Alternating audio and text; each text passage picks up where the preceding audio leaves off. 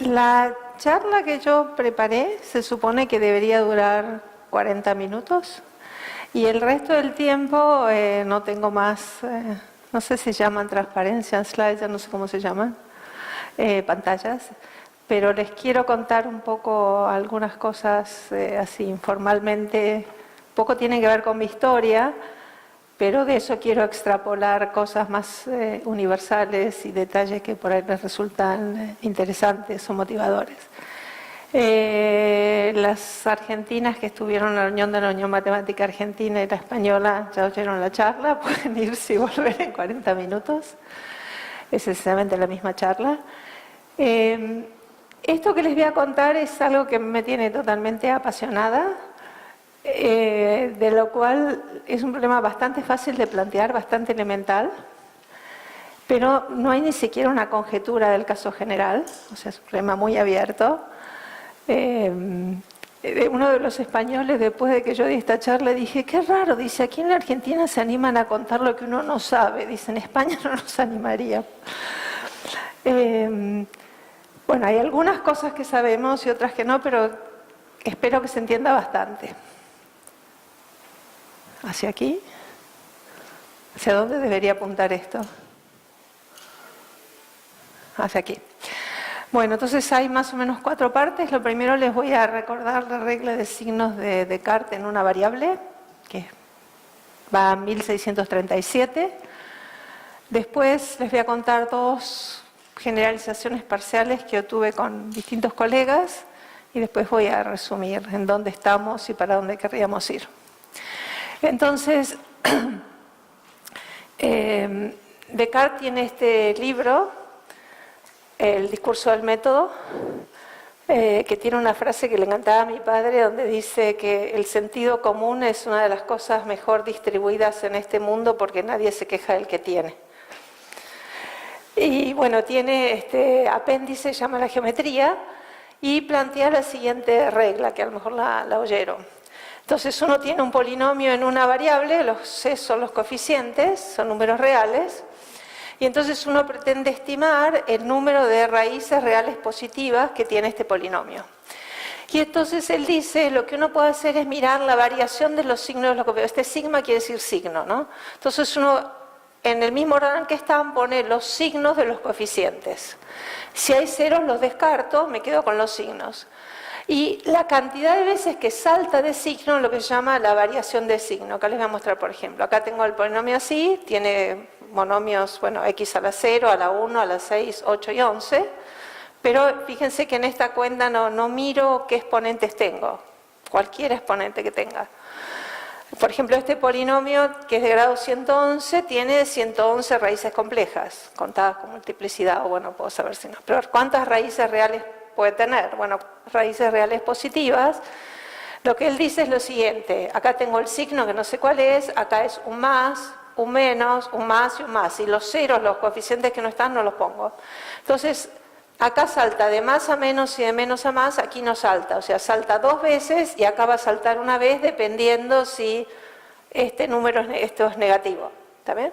Entonces, este polinomio, independientemente del grado, puede tener a lo sumo 3 raíces reales positivas. Y para calcular las negativas, pongo f de menos x y calculo las raíces positivas. O sea, cambio los signos a algunos coeficientes. Es súper elemental. Y lo que tiene esta regla, aparte de ser súper elemental, es que es... esto es lo que tenía en la página anterior. Por ejemplo, si pongo un menos 1 aquí, tiene 3. Y otra cosa que dice Descartes es que el número efectivo de raíces positivas y contadas con multiplicidad es esto. Y la variación de signo tiene la misma paridad. Entonces, una cosa importante es que la cota es precisa en el sentido, no sé, sharp es más sharp que decir preciso, no sé cómo se dice en castellano. Que si uno sabe de antemano que el polinomio tiene todas las raíces reales, entonces la cota es precisa, es exactamente el número de raíces. Por ejemplo, si uno tiene el polinomio característico de una matriz simétrica, que tiene todos sus autovalores reales, Y entonces simplemente esta cuenta casi elemental, tonta, de mirar esta variación, calcula exactamente cuántos autovalores positivos tiene la matriz. Entonces, una consecuencia de esto, como les decía, es que realmente no importa cuáles son los exponentes, los ponemos crecientemente, pero pueden ser cualesquiera, es que la cantidad de raíces positivas no depende del grado del polinomio, sino depende de cuántos monomios no nulos hay. O sea, si hay pocos monomios no nulos, no puede haber muchas raíces reales. Por ejemplo, caso extremo, si pongo x a la n menos a, eso tiene, supongamos que a no es 0, tiene n raíces complejas, pero raíces reales a lo sumo tiene 2. O sea, si a es positivo tendrá más o menos raíz, o sea, puede tener muy pocas, aun cuando las complejas sean muchas. Entonces, Descartes no hizo la demostración, no hizo la demostración, pero es fácil de hacer la demostración por inducción. ¿Por qué es fácil de hacer por inducción? Por el teorema de Rolle. O sea, el teorema de Rolle dice que dos lugares donde el polinomio toma el mismo valor, en el medio en algún lugar se anuló la derivada. O sea, entonces, en particular, entre dos ceros del polinomio, que son dos lugares donde va lo mismo, en algún lugar se anuló la derivada. Pero en realidad, y esto con multiplicidad y todo vale esto, pero no lo vamos a hacer. Entonces, por ejemplo, si estamos en este dibujito que está acá, hay entre estas dos raíces, acá hay una de la derivada, y entre estas dos raíces hay uno, este tiene 3 raíces reales y 2 raíces de la derivada. Pero si la derivada tiene 2 raíces, no dice que nuestro polinomio tenga 3, porque el polinomio puede estar corrido para arriba y va a tener una sola raíz de este lado, corrido para abajo y va a tener una sola raíz de este lado. Pero siempre va a tener algo con la misma paridad, por ahí no tiene 3, pero tiene 1. Pero lo fundamental es que el teorema de Rolle dice que la cantidad de soluciones positivas de la derivada es mayor o igual que la de f menos 1. Si tengo 2, tengo 1, si tengo 3, tengo 2, por eso tengo este decalaje de 1. Entonces, al revés, si lo miro al revés, dice, puedo acotar la cantidad de soluciones de f por la cantidad de soluciones reales de la derivada menos 1. Y esto permite hacer la inducción porque la derivada tiene un grado menos. ¿Está bien? Entonces, ¿qué sería una regla de Descartes multivariada? Bueno, entonces, una manera de plantearlo es la siguiente. Fijo los monomios. ¿Qué monomios voy a poner? Acá la notación de los monomios es la notación usual. O sea, si voy a poner x1 a la a1j por x2 a la 2j, sí, esto lo voy a escribir x a la a sub j, donde a sub j es ese vector de n coordenadas. ¿Está bien? a1j a nj. O sea, esto lo voy a escribir después x a la a sub j.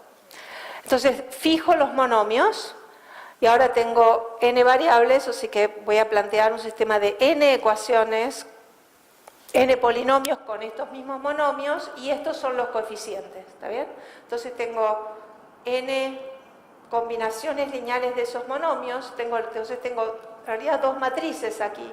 Una es la matriz de los exponentes, agarro los exponentes y los pongo como columnas de esta matriz que estoy llamando A, que es una matriz de n por r más 1, que es el número de monomios, n es la cantidad de variables, y C es la matriz de coeficientes, que es del mismo tamaño, ¿está bien? Porque tengo n ecuaciones y en cada una tengo n más 1, r más 1 coeficiente.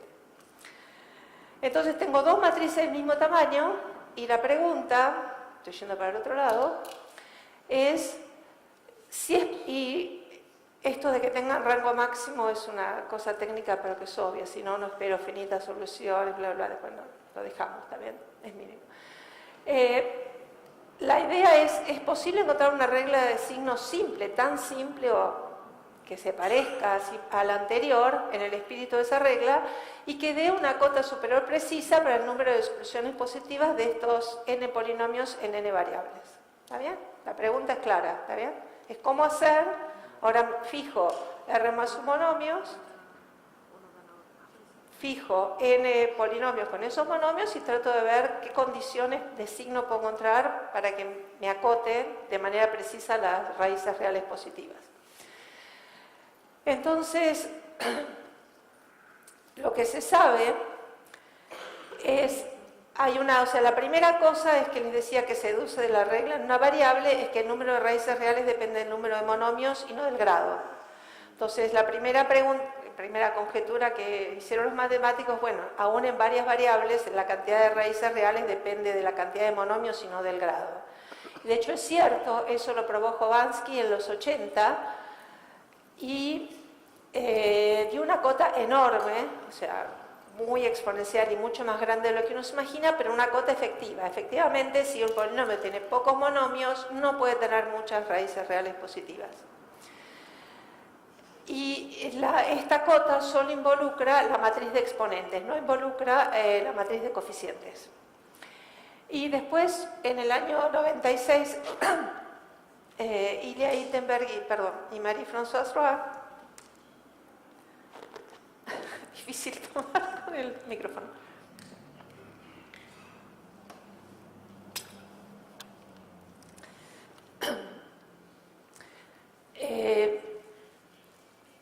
Propusieron una conjetura que fue desprobada rápidamente, pero encontraron una cota inferior para la cota superior. Encontraron polinomios con muchas raíces reales que es difícil de encontrar. Y no hay en el momento ninguna, ni siquiera de conjetura de cuál podría ser la regla de Descartes multivariada. No se conoce.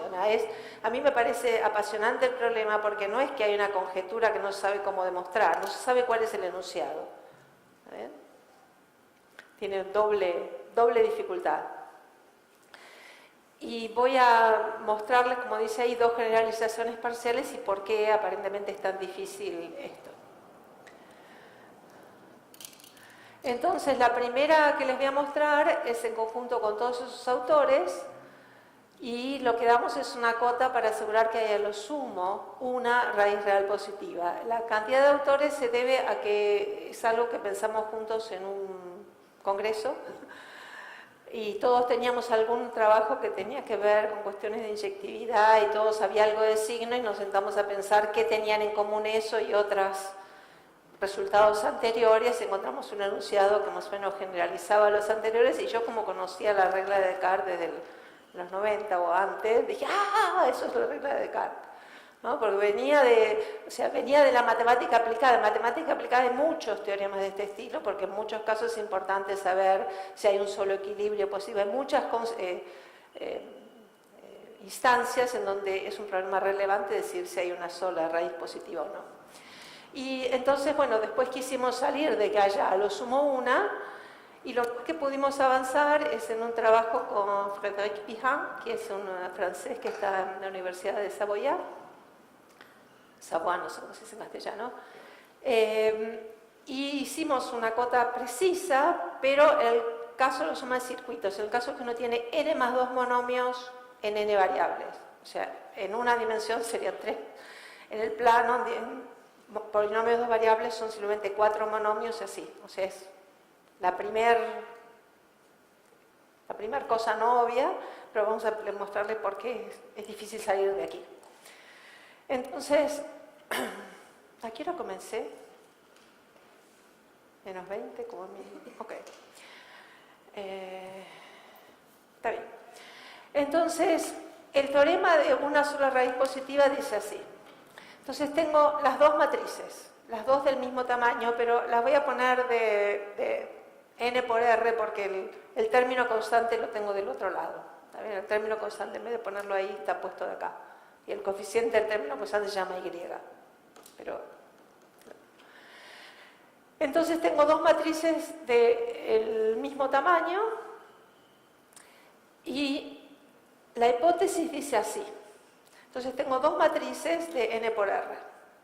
Entonces, para cada, n es más chiquito que r, ¿no? Menor o igual que r. Entonces, para cada elección de n columnas, me fijo la submatriz de n por n que agarra todas las filas esas n columnas, para todas las maneras de elegir n columnas. Y tomo ese determinante, eso es uno menor maximal de la matriz.